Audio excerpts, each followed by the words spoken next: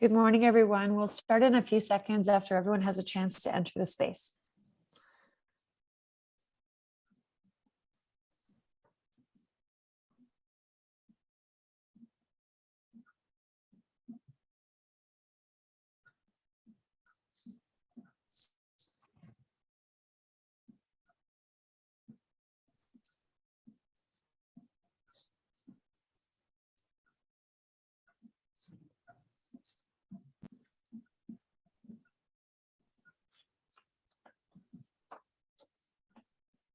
Good morning, everyone. We're going to get started.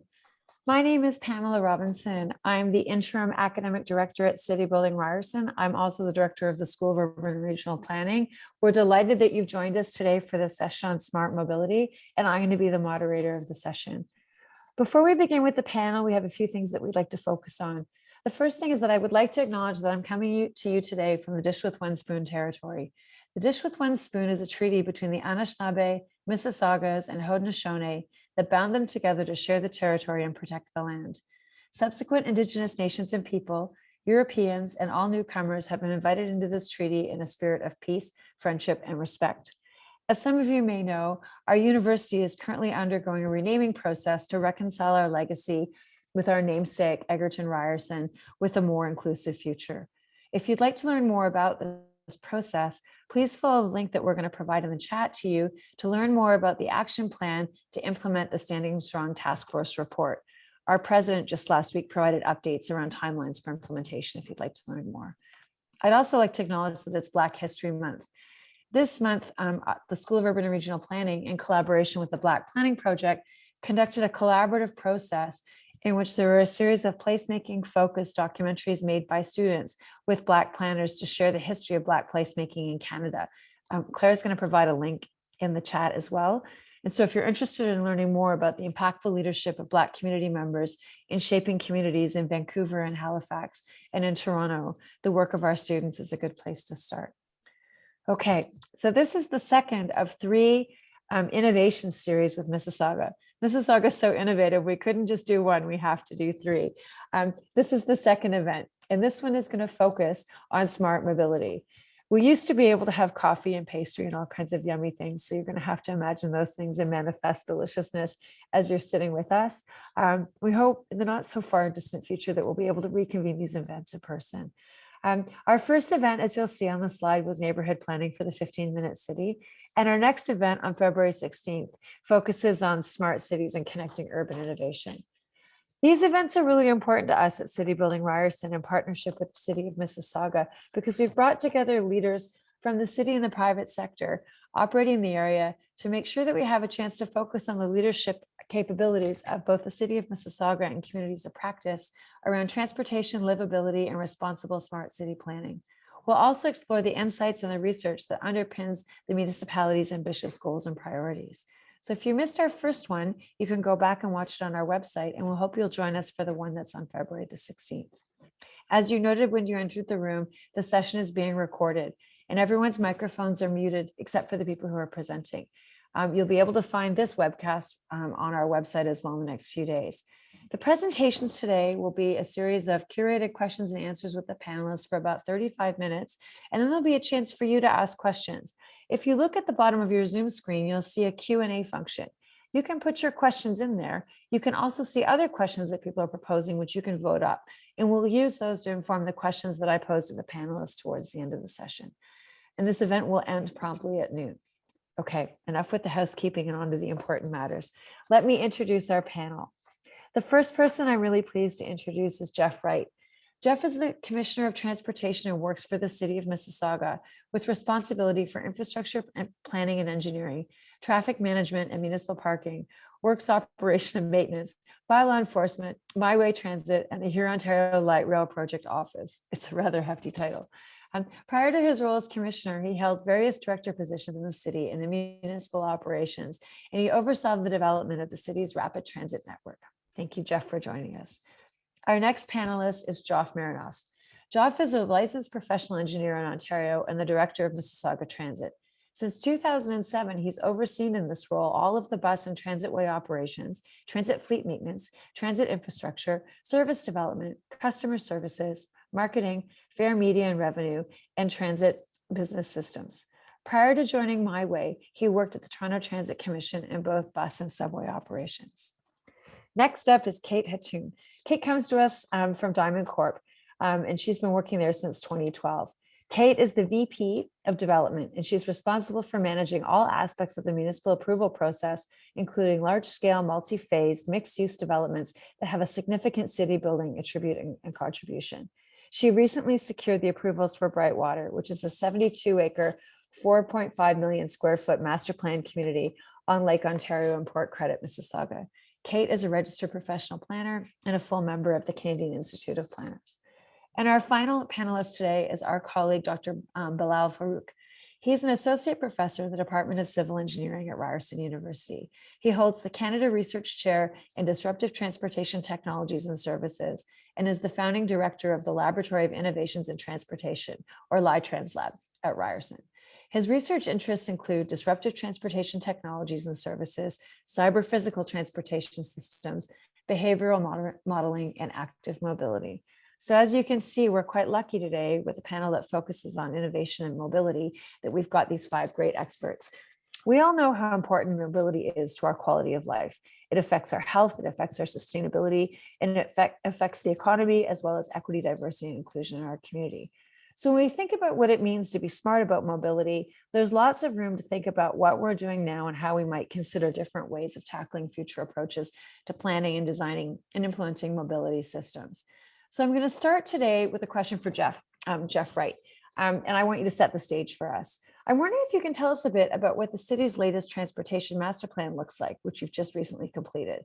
Using kind of broad brushstrokes so that everyone can join the conversation, what are the city's biggest priorities or areas of focus for the coming years when it comes to transportation and mobility? Great. Well, thanks, Pamela, for the opportunity today and for organizing this great panel. Excited to be here and to talk a little bit about what Mississauga is doing going forward around smart mobility and how we're trying to grow and evolve our city. So you mentioned the Transportation Master Plan, and that was a piece of work that we did leading up to and got council approval in 2019. And that master plan outlined a vision, 6 goals, and over 90 actions to guide the future of the city's transportation system up to 2041. So as part of that work, we developed a vision statement for transportation in Mississauga. And that the vision statement is, in Mississauga, everyone and everything will have the freedom to move safely, easily, and efficiently to anywhere at any time. And that's really sort of a guiding vision that we're trying to align to. And that we've wrapped 6 goals within that plan. And those 6 goals are safety and freedom from harm. So safe conditions for all travelers. I'll get into a bit more around safety and Vision Zero in a sec. Inclusion. So looking at barriers in our transportation network. Do we have an accessible network? Is moving around Mississauga easy? Regardless of your age, your ability, your income, or your familiarity with the city. So if you're a newcomer to Mississauga, there's a lot of different ways people move around the city that have developed over time. Integration is another goal. Really looking at that integrated network, both from a rapid transit to a multi-mobility perspective, making sure we have those integrations in place. Connectivity is another area. Looking at simple and pleasant connections between people and places where they want to go. Health was a big area. The city has a climate change plan. We want to see more people-powered trips. We want to see lower emissions in Mississauga.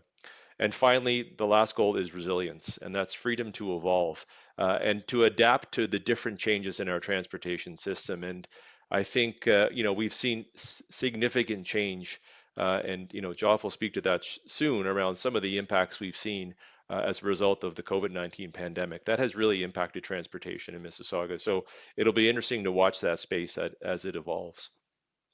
So in this plan is a commitment, and I mentioned this, to advancing Vision Zero. That strategy to eliminate all traffic fatalities and injuries. And last year in 2021, Council approved a Vision Zero action plan with over 99 actions to advance this goal. But the Transportation Master Plan was really a foundational tool that really sets the policy and direction for the city, and is the foundation for many pieces of work that we've launched since then, or are completing. And that's, a couple of those are changing lanes, which is a review of our entire street classification system. And we're looking to launch a complete streets guidelines, looking to provide that multi-mobility complete streets approach. We have a cycling master plan, we have a pedestrian master plan, which are both influenced by the broader transportation master plan. We're looking at our long-term transit and road infrastructure plan as the city continues to grow and evolve. What are some of the big investments that we will be making to support that growth? Geoff will talk a little bit about My Way and the service planning that's done to support where transit is going. But in terms of our big priorities, in a broad sense, we really want to support the broad objectives in our city planning. That whole 15-minute city that was discussed at the last webinar, placemaking is so important. Key developments along the waterfront, and Kate will talk about Brightwater, I'm sure a little bit later. Our downtown as an evolving urban space as well. In order to achieve that city, we really need to reduce our car dependency, especially in our downtown and in other areas. Council has approved rapid transit priorities for the city. So we want to continue to build out our rapid transit corridors and advocate for funding on these council approved priorities. And those are the Hurontario Light Rail Transit Project, currently under construction from Port Credit up into Brampton, scheduled to be open in 2024. Will provide a key north-south connection for Mississauga, and really integrate some go systems as well as our other sort of major transportation corridors. Dundas Bus Rapid Transit is another project that builds on the work we did around a project called Dundas Connect. So we're optimistically hoping that that project will soon be funded. And Lakeshore Bus Rapid Transit is another project aligned to support a lot of the growth along our waterfront. We have some work in our downtown, looking at our Mississauga transit terminal and the key transitway connection that integrates within our downtown, and the future light rail station at the city center transit terminal. We continue to support the Eglinton Crosstown LRT extension as an example into the airport corporate center and ultimately connecting to Pearson Airport. We support and continue to advocate for two-way all-day GO service on the Milton line, which is a key project and initiative for our city. And of course, the downtown light rail transit loop. In other areas and priorities, making our neighborhood safer, lowering speed limits, traffic calming, all supported by automated speed enforcement. Building out our cycling network and completing the gaps in our pedestrian network. So just to wrap up, before I turn it back, Pamela, some of the challenges, in delivering those big priorities. Resources to deliver rapid transit, as an example. So the time it takes to plan and construct, a corridor like Hurontario is significant. That's a multi-decade approach to initial planning, development, design, securing funding, partnerships, and ultimately delivery. So those types of big city building projects take time and they take resources. So continuing to invest in those, partnering with governments and other stakeholders. And another challenge is that Mississauga, in a broad sense, is a mature, stable neighborhoods that were built around the car, and that's a very difficult change to make. Is really retrofitting Mississauga to be more multimodal in our approach. So with that, I will turn it back to you, Pamela. Geoff, thanks so much. It's exciting and inspiring to see the full arc of the vision. We're going to go from the long range ambition, and I'm going to go, Geoff, to you. And, the plans that Mississauga is undertaking are, they have foresight and their plans change. But Geoff, in your work as the director of My Way, you've been wrestling in the last 23 months with change that we didn't foresee in the form of the pandemic. Can you talk to us a little bit about how the pandemic affected transit in Mississauga? And, what are some of the questions and some of the experiences you encountered that have changed the way your work is unfolding? Good morning, everyone. And when we look at COVID impact on transit, it's very impactful, not unlike the entertainment industry and restaurants and stuff like that. The COVID has been very impacted, but very narrow. And these are, transit's one of those industries that was highly impacted, so was air travel. If we look at 2019, 2019, we had our best year in MyWay's history in terms of ridership. And the first 2 months of 2020 were exceptional. And then on March 2nd, 2020, we learned about our first passenger that had COVID, and our world changed. 19 days later, on March 21st, we were doing rear door boarding, transit was free, and you could only put 10 people on a 40-foot bus, and we lost 75% of our ridership in basically 2 weeks. That's sort of what the impact was. Since that day, we've had a variable recovery as the various waves came and went, and then as the restrictions came and also relaxed. But December 21, we were at 74, almost 75% of pre-COVID ridership. So things were going great. And then of course, Omicron hit, and we're back down to 50%, which sort of sent us back to sort of the summertime. Don't know what's going to happen in terms of how we come out of Omicron. The recent snow event makes the data really unreliable. We're hoping it's a bounce back and not a slow grind to back to where we were.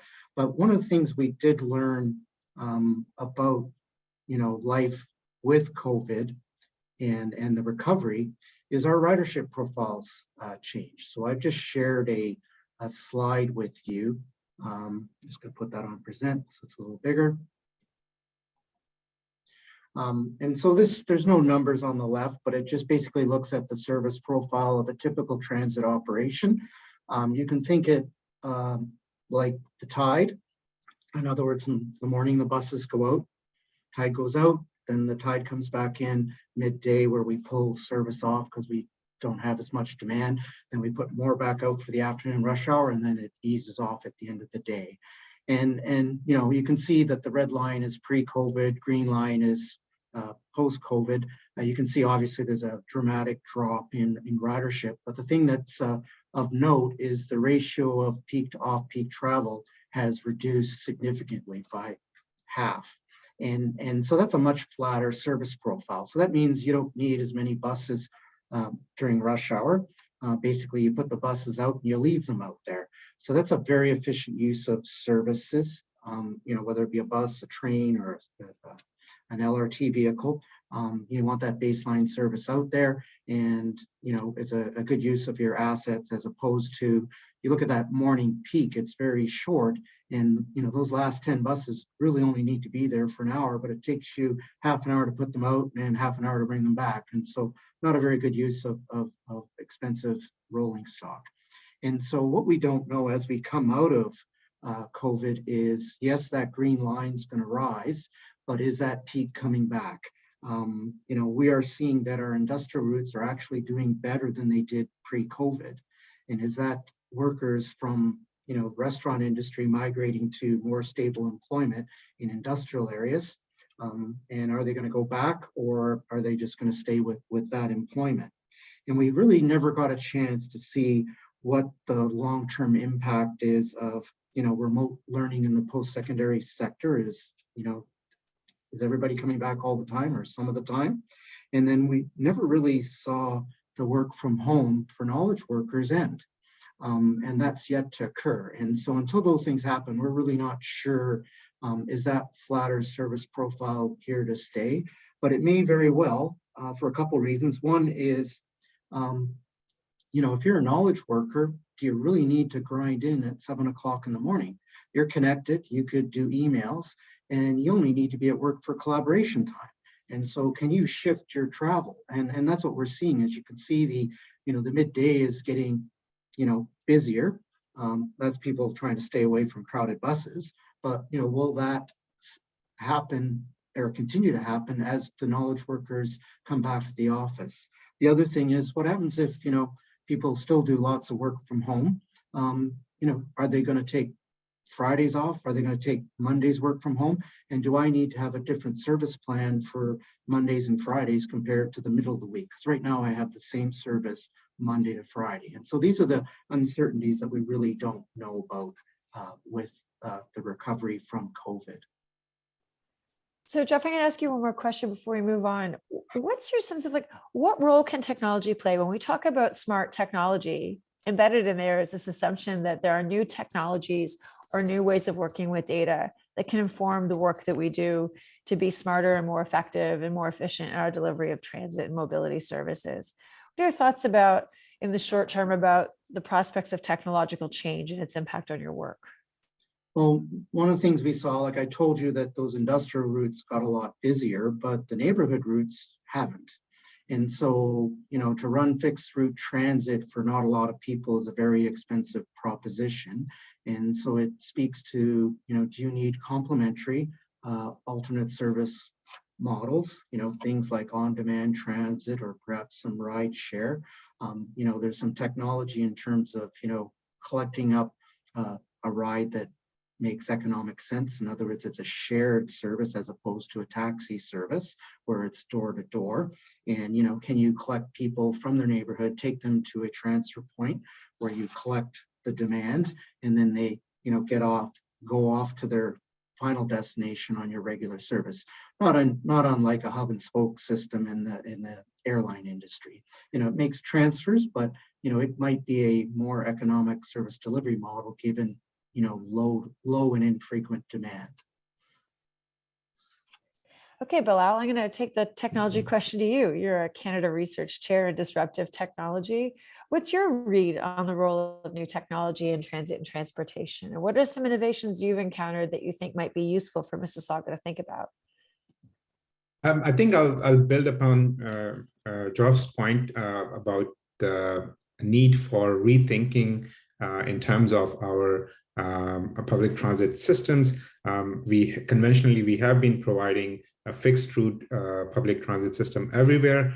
It works in dense areas. It works in areas where you can provide high frequency, good connectivity, good capacity. But in areas where the demand is low, where the demand is more spread, especially in cases where we are talking about more car-dependent neighborhoods, it makes sense to look for alternatives that can provide a much higher level of service in a way that it is based on the concept of connectivity. Everyone has smartphones, everyone has apps and so on. They can use those to actually look at on-demand services. There are examples around us, whether it's City of Belleville or Town of Innisfil.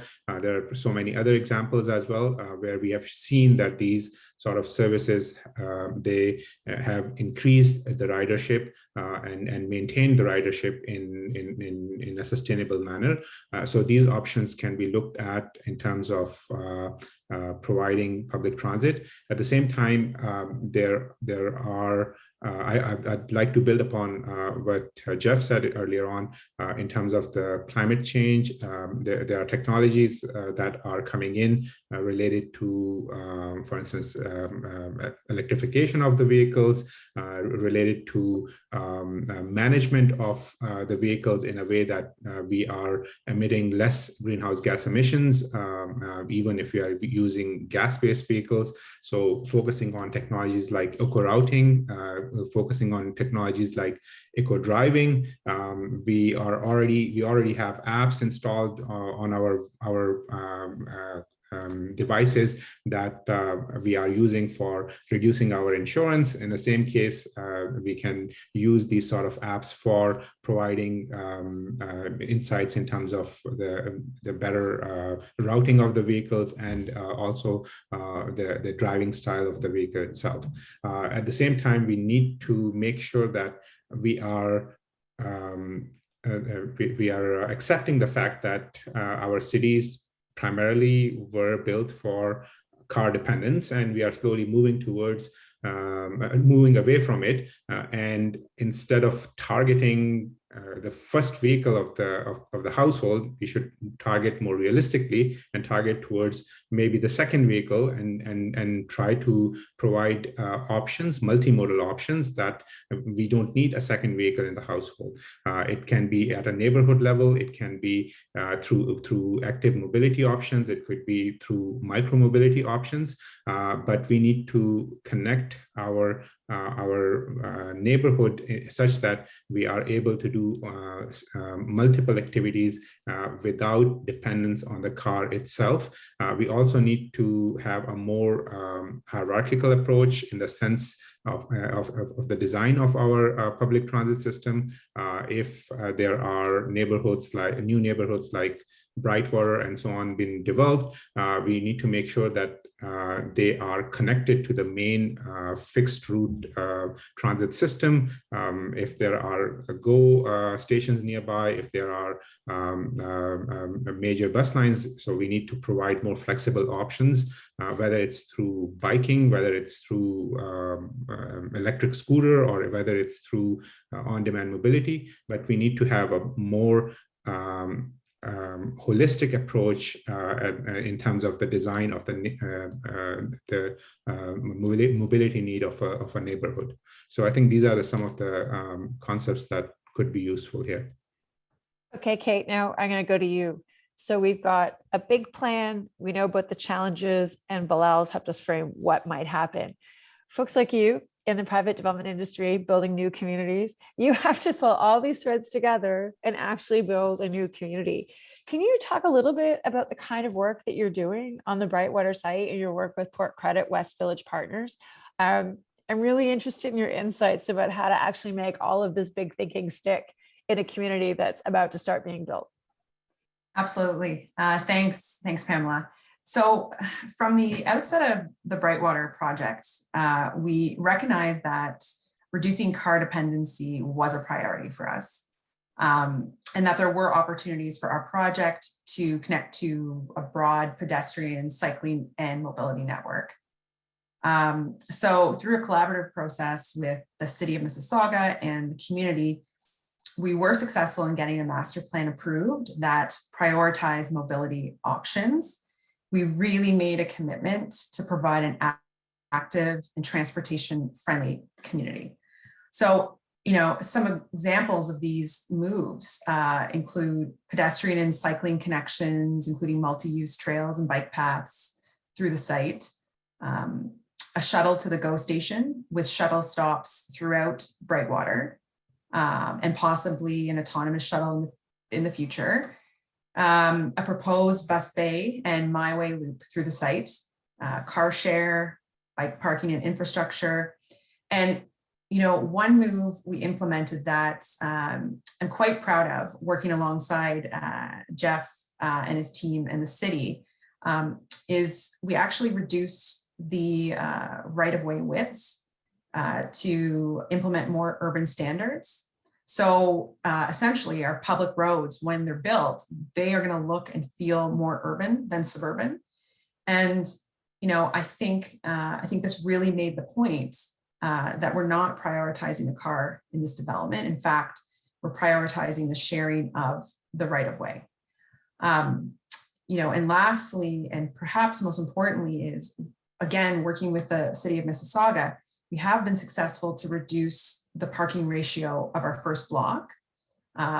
This is an important precedent for the balance of the development as we continue to try and reduce car dependency overall. And we also have real-time sales data now, signaling to us that there is a change in parking demand. So I think all of those are very important, moves that we've implemented and will be implementing. And so, looking forward, we have to adapt as we continue our build out of the project, recognizing these opportunities to push the smart mobility envelope. I think the challenge we have as developers, especially with a large scale multi-phase project like Brightwater, is how do you adapt and how do you evolve to changing travel behavior as you build out your project? It's not an easy answer. Demographics are going to change over the next 10 years, and they're going to demand certain mobility needs. Certain design aspects of buildings will have to be modified. And as Geoff mentioned, higher order transit will be available. So it's also going to change resident and community needs. I've been working on this project since 2016, and travel behavior is changing. The world has changed. Our access to goods and technology has completely changed and accelerated. And the pandemic has changed some of our lifestyles and maybe some of our professional worlds on a long-term basis. We don't know. So, for all these reasons, I do believe there will be a shift, and I do believe developers will play a large role in shaping this. We've talked so far about smart mobility from a people perspective. I'm going to just pivot for a minute and focus on goods. And Kate and Bilal, I'm going to loop you in. Maybe Bilal, you can go first. Speaking of sharing the right of way, 5 years ago, we didn't have little robots delivering things on sidewalks, right? The city has a master plan that focuses on pedestrians and cyclists, and now we've got robots who've got to sort out what to do with. The pandemic has certainly shown us that we are bringing more and more things into our house. I kept waiting for the UPS guy to come and ring the doorbell in the middle of this webinar just to be on point. But, we're seeing a real shift in the movement of goods. And so, Bilal, what can you tell us about goods delivery as part of a smart mobility framework? And then Kate, maybe you can talk about what you're doing on site in Brightwater too. So, if you look at how the pandemic has changed our shopping habits and how we have stopped going to groceries instead of grocery store rather than grocery being delivered, or completely dependent on online shopping and so on. This sort of trend is something that will continue, or things like Uber Eat and sort of apps that we are using to deliver food to our home. This sort of trend would continue, and just because of the ease of it, and just the convenience that is attached to it. And if you look at it, it will have more and more consequences on our road, because we are adding more trips to our road network. We are adding trips that are already been added on a network that was pretty much congested pre-pandemic, and it will keep on going like that. So we need to rethink. We need to rethink in a more sustainable manner in terms of the solutions that we can provide, and we can look at ways where we can take off these trips from our current road networks. And in terms of that, one of the technology that Pamela mentioned was this sidewalk robot. Sidewalk robots may not be a very good solution for dense urban areas where sidewalks are already full of pedestrians walking, but they may have some applications in terms of more suburban neighborhoods, or we can also think about looking at developing dedicated lanes from them, just like we are developing for bikes and cars and so on. So we would need to rethink in terms of what are the technological options and how we can bring them in practice in a more sustainable manner. We can also look at going beyond our land-based networks and extend that to 3D networks, where we have things like drones and so on flying around. There are definitely challenges. There are challenges related to safety, acceptability, and so on. But these are the venues we need to look into to make sure that we are providing the kind of service that people want. At the same time, it is in a sustainable manner, and it is not causing issues on our existing networks. Kate, what say you? Well, Bilal mentioned a lot of great points here. There's no question that our reliance on goods delivery will just continue to increase even outside of the pandemic. It's definitely something we're looking into. It's challenging for a number of factors, and Bilal, yeah, you touched on many of them. You really have to look at the integration of the automated delivery system into the function of your right-of-ways. We'll also have to look at the implications with our future tenants and existing port credit retailers. A big factor for us, similar to what I said earlier, is evaluating design changes in order to accommodate automated goods. And what does an automated system look like, and how does it work for condo apartments versus townhomes, right? So these are real world challenges as we build out our development. There's going to be some level of approval needed from the city. We may need to have minor variances to our building design to accommodate these changes. And then there's liability and safety concerns. So there's a lot of factors to consider. There's no denying it's a method to reduce traffic and reduce emissions that needs to be explored more in depth. Some of these systems may serve the broader community and not just Brightwater residents. So that's also an interesting thing to consider. It really goes back to my point about developers evolving with changing mobility. And this is one way we have to adapt to. So this will be a very interesting option for us to explore in the future. Okay, Geoff, let's go back to you and scale back up to a municipal-wide network of transit mobility. What kind of prospects do you see in terms of decisions or conditions needed to enable taking the best of new technology and bringing it into practice in your scope of work? Yeah, no, thank you. I think there's certainly, I think where we are now, we have to look at what's the city's ability to do some of these big things. And there's a lot of challenges that have emerged over the last couple of years as a result of the pandemic, particularly, that are putting a strain on our ability to sort of adapt and move forward. So the first one I'll take a look at is some of our operating challenges. So the pandemic has put a financial strain on municipalities, and we're seeing significantly lost revenue as an example at a transit, which Geoff has spoken about, but other areas of the organization are seeing less revenue coming in, and as a result are having to rely more on the tax base going forward to fund a lot of initiatives. So we have to really look at how that's impacting our ability to do new things. And so if adding new levels of service, investing in new areas. And so we have to look at reprioritizing, some of the things that we're doing, drive innovation, drive efficiencies, so that we can deliver and move forward on that. So that's really from an operating perspective, some of the challenges that I see in this area. But there's other capital funding pressures as well as we strive to move forward. So I talked about some of the challenges in delivering large scale rapid transit projects, how expensive they are. Those are things that a municipality cannot afford on their own to deliver. We have to look at new and other funding partnerships going forward. The investing in communities infrastructure program, active transportation funding as an example. There are good opportunities to engage and deliver projects in a rapid and accelerated format. Those are very good opportunities.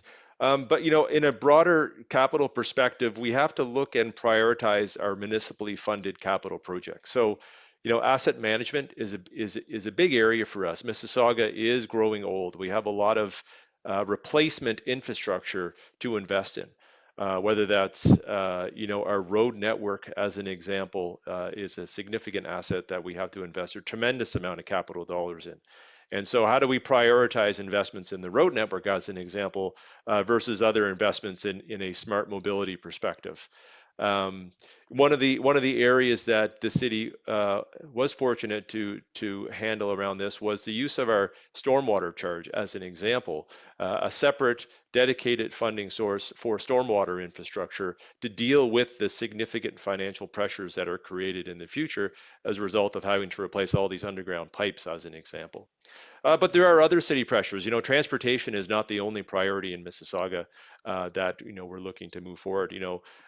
Kate talked about on the development side and placemaking and our parks. There's lots of pressures to build all these wonderful parks. So how as an organization do we need to focus on prioritization and try and maximize the amount of those limited capital dollars that the municipality has. So it's a big issue, Pamela, and one that we're working with our council on to drive what is really important, where does the limited resources, how do they get stretched?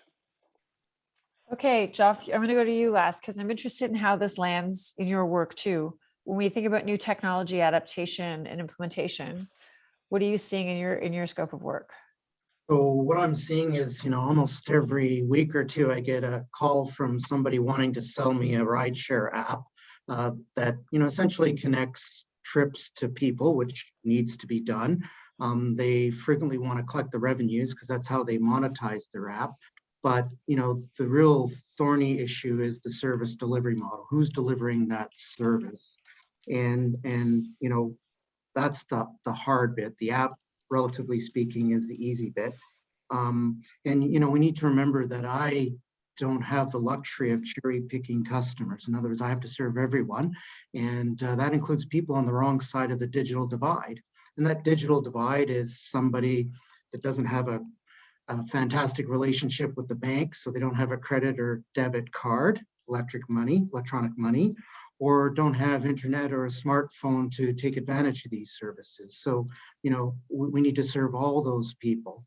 And then, when we look at, us where we are, we're in the most populous region of Canada. We can't lose sight of the regional lens. And so these services need to, integrate trip planning and integrate fares, which in our context is TripLinks and Presto, which both belong to Metrolinks. And then, in terms of the service offering, it can't be just start and finish in Mississauga. How does it connect through to services out, transit services outside of Mississauga? And so, that's the complexity that comes with being part of a region as opposed to a standalone city on your own. And those are the things that, keep me awake at night, as opposed to, gee, this is a really neat app. I wish I had that. Geoff, thanks. Geoff, any other thoughts about just how do we make sure as a municipality and a municipal transit system that we're meeting the needs of all of our users? Geoff talked about people who are unbanked, and the digital divide. In the question, someone asks about pedestrians and people who have mobility challenges and how we continue to provide safe and accessible mobility options for those folks. Any last thoughts about equity as part of the framework for delivering smart mobility? Yeah, thanks, Pamela. So, equity really is around the accessibility and affordability for everyone, and transit plays a key role in that, which Geoff was talking about in terms of its financial capacity, its service delivery model. But I think what's really key is that we continue to build multimodal and ensure that there's that all modes of transportation are prioritized.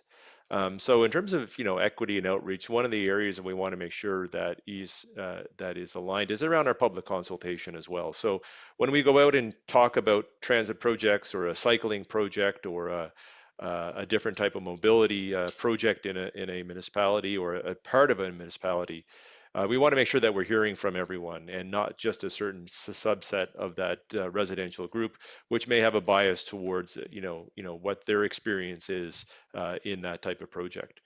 We want to look at things like our winter maintenance standards as an example. Living through the last big snow event, it's clear that areas that we're prioritizing in terms of mobility, like cycling and pedestrian access, can be better done. So what can we do differently to ensure that sidewalks, cycling networks, transit receives an equal level of service when it comes to winter maintenance, as an example. So that's one thing that we're going to go back and take a look at again in terms of how we can do better around that. And road safety, I think is we will continue to invest with Vision Zero, road safety being paramount. Complete streets, making sure that streets are for people and streets are safe, certainly will go a long way. Okay, thank you. So while you've all been talking, we've got 16 different questions that have rolled in. And so I'm going to pivot over to the Q&A.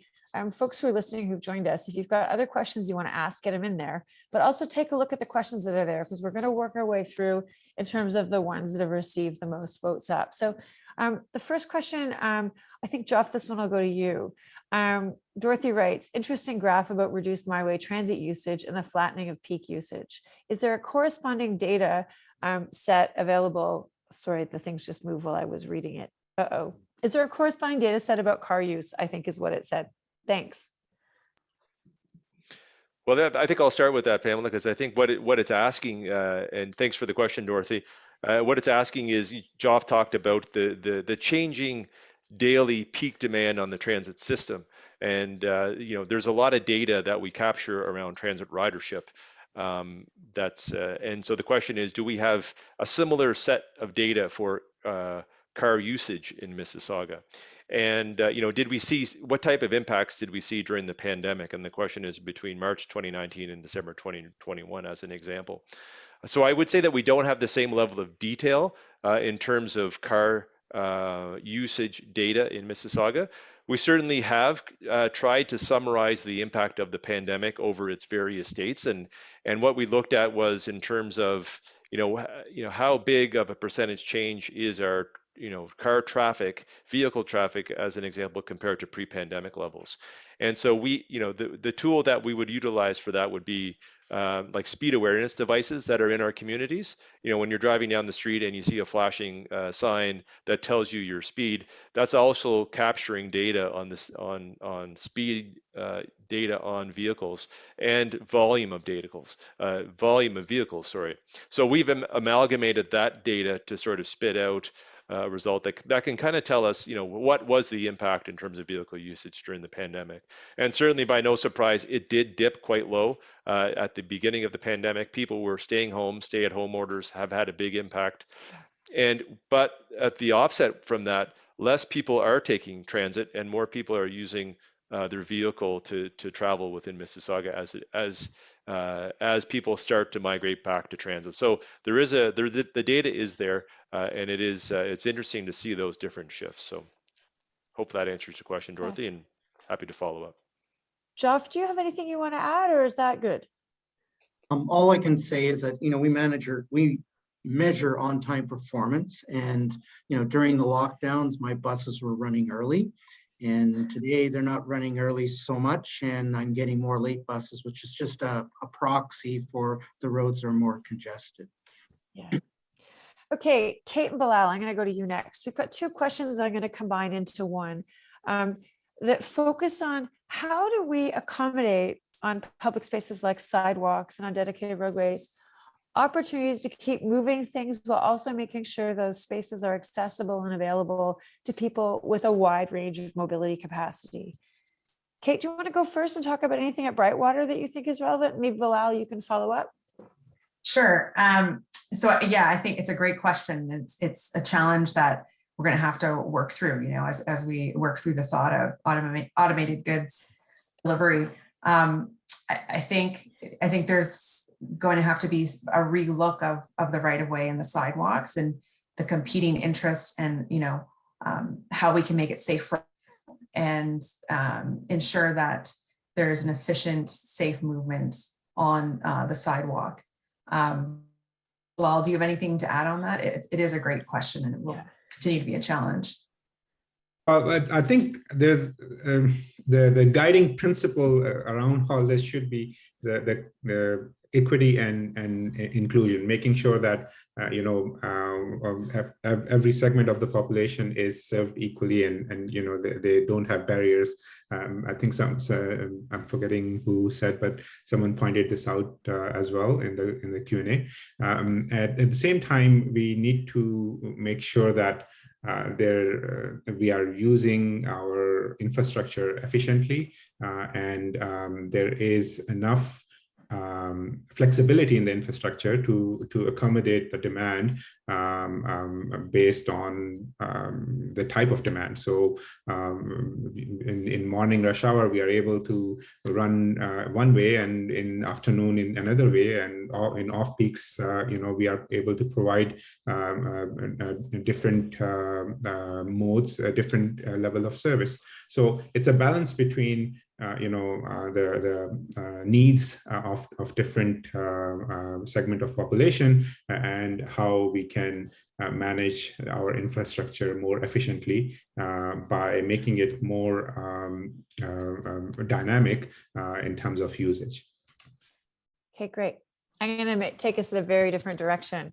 Geoff Marinoff from My Way, there's a question about decarbonization and electrification and new technologies. What's My Way's plan?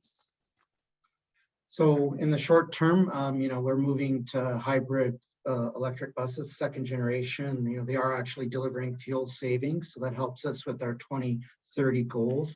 And because they're an all-electric bus where you produce the power on board, they do have the potential to be converted to electric, let's say at mid-life. The second piece is we're working with the Canadian Urban Transit Research Consortium to try to pilot hydrogen fuel cell buses at one of our garages. That would be a first of its kind in Canada. The last time we had hydrogen fuel cell buses in Canada was at the Whistler Olympics, so that's how long ago. Europe and America are way ahead of us on that, and it's all using Canadian technology. And then also electrification study to employ battery electric buses, because I think you're going to need more than one solution. You're going to need hydrogen fuel cell for those long, heavy-duty requirements, and then the battery electric bus for something a little bit less demanding. And so, we're going to be looking at really two different kinds of technology. And with any technological race, it's like VHS and Betamax. Who's going to win? Not sure, but it's going to be exciting. Great. Thank you. I'm just laughing about how many people here remember that other than me. Okay, next question from Michael. What are the plans to make Brightwater and Lakeview projects more accessible to the Huron-Ontario LRT line? It seems like they are nearby, but not really within a reasonable walking distance. So another great question. Our plan there would be through the shuttle, the private shuttle that we're going to implement on site to the GO train station.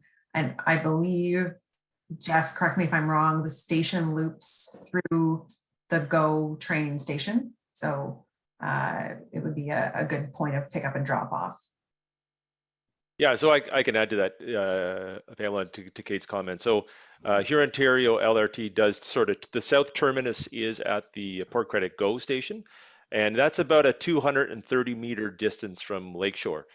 So in terms of that Lakeshore bus service, Geoff's My Way services do integrate and run into the Port Credit GO station, which would be pretty much integrated with the Huron-Ontario LRT. So, both Brightwater and Lakeview are two large-scale developments, and we're looking at sort of the Lakeshore Connects transportation plan, which was developed in response to those developments, plus other developments along the waterfront. So we will be investing in My Way services, increasing frequencies and types of buses, ultimately developing a dedicated segment of bus rapid transit along Lakeshore, all integrating into the Port Credit GO Huron-Ontario LRT location. Plus our investments in active transportation, whether it's a cycling network along Lakeshore or other pedestrian linkages. So really taking a look at that multimodal approach to ensure that customers and residents can access both the GO service on Lakeshore, but also the Huron-Ontario LRT. Bilal, do you want to add something? Yes, sure. So I think that, again, the concept should be around providing multiple options to get connected to the main network. It comes back to my earlier comment that this hierarchical sort of thinking, where we have the major network that is designed in a different way than what the feeder network would look like, and that's where the whether it's walkability, whether it's through micromobility options or through shuttle, but the whole concept should be that we are minimizing the inconvenience that is coming through, say, wait time or coming through connection related issues and so on. So making sure that we are able to go from our homes to do the activities that we want to, not just in one place, but all these locations that are important to us, they are all connected through a mix of fixed route as well as more neighborhood level multimodal options. Okay, thanks, Bilal. All right, we have just a few minutes left. I'm going to put all of our panelists each on the spot with a wrap-up visionary question. What's your vision for Mississauga 5 to 10 years from now? Kate, I'm going to pick on you first. So yeah, it's a tough question to think about. But I think there's a lot of exciting opportunity ahead for Mississauga. I'd like to see the car as an alternative mode of transportation. So it's not your first choice. You have other mobility options, and you're going to choose those mobility options before you choose the car. So it's a big change for everyone, but that would be my hope for the future. Bilal. Yes, definitely. The move away from car is or at least move away from second car. That's what I've been saying since the beginning. That is something that is achievable, and the kind of vision that has been put forward in the master plan. That is that being said, at the same time, the kind of neighborhood development that is coming in, these two projects you mentioned, Brightwater and Lakeview, I think. So these are going to make sure that we are providing multimodal options that are greener, as well as that they are producing much more lively streets, and there's more activity on the street itself. So that's the kind of future I'm looking at. Okay, Geoff, Marinoff, what's your vision? Well, I'm in a conflict of interest, which I'm declaring here, but we really need to make single occupant vehicles less convenient. Parking is not free. Having high speed, free flowing roads just attracts more single occupancy vehicles. And we need to rebalance the priority on our roads to other users so that it's not biased toward that single occupancy vehicle. To have everybody waiting for one person in a car doing a left turn and everybody else is held up, we've got to change that. That's not going to be an easy channel to change, but that's what we need to do. Okay, and the last visioning statement goes to Geoff Wright. Oh, well, thank you. I look at those milestones, 5 years and 10 years, and I look back to 2012 as an example. 10 years can go by in a flash. So practically what can actually be achieved within 10 years. But even in that short 5-year window, we will see come online some significant transit projects. Hurontario Light Rail Transit, as an example, will be online and operational within that 5-year time frame, as well as Dundas and Lakeshore Bus Rapid Transit corridors. If those projects get funded, they're scheduled to be delivered in 2027. So that's at the tail end of that 5-year zone. So those projects alone will go a long way in terms of reducing the reliance on single occupant vehicles and reducing our auto mode split. But in that 10-year window, certainly, what I envision is seeing some of these new communities starting to be developed and coming on board. We spent a lot of time in the design process, as Kate had mentioned, in terms of creating a more walkable urban environment. So I'd really like to see that come through to fruition, and making some significant progress on the implementation of our cycling network, our pedestrian connections, as well would be a very aspirational place for us to be within that 10-year place. Okay, so it's been almost an hour talking about innovation and smart mobility. I think one of the interesting takeaways is when you think about the kind of broad landscape that we covered today, to be able to deliver on a smart mobility agenda, you need to have a vision and a plan. You also need an engaged and capable municipal government with leadership, both on the staff side and on the political arm side, right? Because municipal government is helping to make sure the foundations are laid. You need to have money, so we can all remember that to people in government levels above. You need to have a development community that's ready to step up, right? To think differently, to reimagine the ways in which they work and not build the communities that they used to build, but to build the communities that people want and the communities that we need. And you also need people like Bilal. who are doing research and pushing the envelope and sharing results in practice, both at the local level and internationally, so that we can start to gather up success stories about what works, but also learn what doesn't work so that we don't reproduce those things and invest our public dollars in the projects that we know are going to deliver good civic outcomes. So thanks to everybody who came today. There are 100 people who joined us for this conversation and 16 people who asked really thoughtful questions. And I'm sorry that we didn't get a chance to get through them all. If you're interested in carrying this conversation on and continue to learn more about the innovative work at the City of Mississauga and research that could help fuel it, I hope you'll come and join us at our next session on February the 16th, where we're looking at smart city frameworks that connect urban innovation to practice. So thanks everyone for coming.